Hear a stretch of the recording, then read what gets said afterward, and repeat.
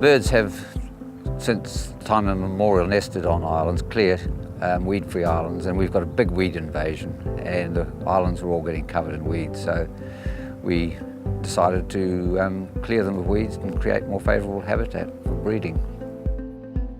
The Waimakariri Zone Committee has a very good working relationship with the Ashley Rakahuri Rivercare Group, and really where it stems from is the fact that we have pretty much got aligned goals in terms of what we're trying to achieve. And I think a really important part of what the Rivercare Group has to offer is its monitoring that it does and the ability to report back on the outcomes of the work that they do.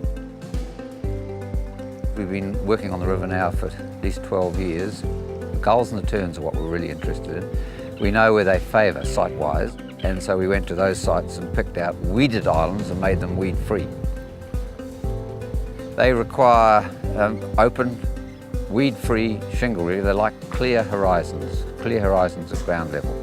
You won't find them too close to the edge of the river because there's too many willows and things. So it's open shingle, preferably raised a little bit so it doesn't get flooded too often. We have seen the birds showing interest in the islands here, and there's another one further down where most definitely they were quite quick to come in and utilise the site. Definitely see nests within a month to 6 weeks. As for the numbers, terns and gulls are in colonies. I'd hope we would get hundreds of the gulls, and as for the terns, well, we'd hope to get dozens.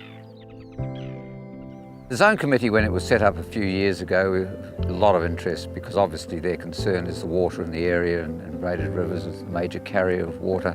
So we've applied to them for immediate steps, funding for island creation and traps, and that has allowed us to get a little more professional in terms of the equipment that we can use and the number of traps that we can put out. So it's been very important. Well, if we look on a global basis, braided rivers are actually pretty unique. And here in Canterbury, we're lucky enough to have 7 major braided rivers, and they make up quite dominant features of the landscape. Not only are they a dominant feature, but also each one, a bit like here at the Ashley Rakahuri, they have their own special environment, and they support special animals and birds and plants and things. So that really lines up with one of the goals that the Zone Committee has, which is about protecting the natural characteristics of braided rivers and, for that matter, enhancing that ecosystem. So that goal in itself actually lines up with the goals also that the Ashley Rakahuri Rivercare Group have, in particular with creating habitat for the birds.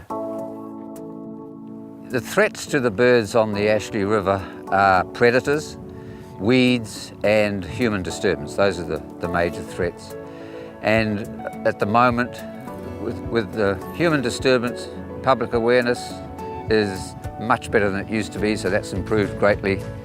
Predators, we've got 140 odd traps which we regularly maintain, so yes, we're probably keeping on top of that. And the weeds though, that's relatively new in terms of the magnitude of that problem. And that's why we moved into this island creation work.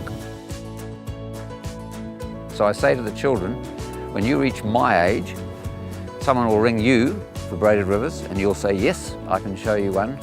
They'll also say, can you show me the birds on the river? And what I don't want you to have to say is, well, I can't show you a ribble or tern because they're gone. Unfortunately, we didn't look after them. That's what I don't want. So the long-term goal is for my grandchildren to be able to see what I'm seeing in improved numbers to what they are today.